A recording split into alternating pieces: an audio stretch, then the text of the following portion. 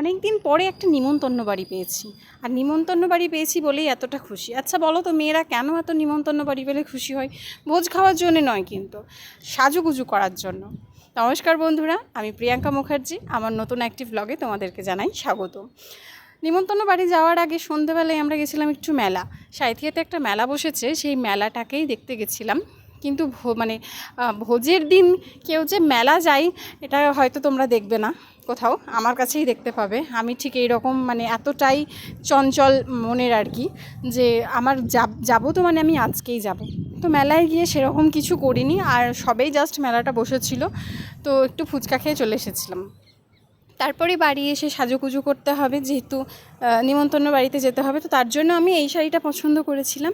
শাড়িটা খুবই সুন্দর, আমার বাবা আমাকে পুজোর সময় দিয়েছিল, পুজোর শাড়িগুলোর মধ্যে এটা একটা ছিল।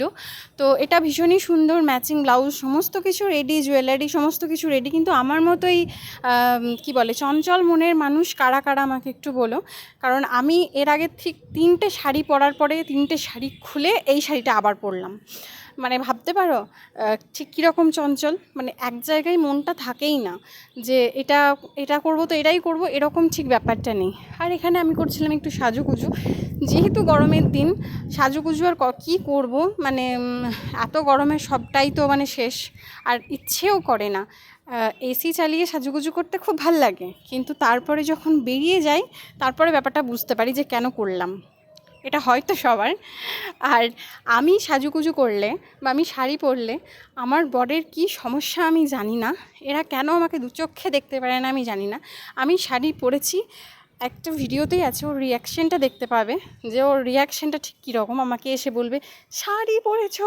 হ্যাঁ, এই শাড়ি কেন পরেছো? শাড়ি পরে দূর, এই শাড়িটারি পরে কেউ যায় নাকি? দেখো ওর মুখটা দেখো একবার। ওর কী সমস্যা আমি জানি না। আমার বাবারও ঠিক একই সমস্যা, শাড়ি পরলে আমাকে কেউ এরা দু চোখে দেখতে পারে না। আমাকে কি এতটাই খারাপ লাগে শাড়ি পরে? আমাকে একটু বলো তো তোমরা, এদের কিসের এত সমস্যা? এরা শাড়ি পরলেই বলবে, এই খোলোগা খোলোগা চুড়িদার পরো। যাই হোক, অনেক কথা বলে ফেললাম। এইটা হচ্ছে ব্রহ্মচারী, যে ছেলেটা, ও ভীষণ গরমে একদম ভুগছিল, যে কারণে ওর সাজটা খুলে এরকম একটা হাফ প্যান্ট আর টি শার্ট পরে নিয়েছে। বেচারা খুব কষ্ট করছিল এই গরমের মধ্যে। আর এই ভিডিওটা দেখছো, এই ভিডিওটা কিন্তু আমার শাশুড়ি মা করেছে, ফলে আমাকে ওইটুকুই দেখা গেছে, আর দেখা যায়নি। তো ও মানুষটা করেছে, এটাই বিরাট ব্যাপার আমার কাছে। তো এই ছিল আজকের ভিডিও, আজকের ব্লগ। আর বিয়েবাড়িতে গিয়েও আমি ফুচকার দলে নাম লিখিয়ে ফেলেছি, ফুচকা স্টলে। আমি মেলাতে গিয়েও খেয়েছি, আবার ওখানে গিয়েও খেয়েছি। এতটাই ভালোবাসি ফুচকাটা খেতে আমি। তারপরে যেটা হয় যে ভোজটা আর খাওয়া যায় না। এই ছিল আজকের ব্লগ। ভালো লাগলে অবশ্যই একটা লাইক, কমেন্ট অ্যান্ড শেয়ার করো। টাটা।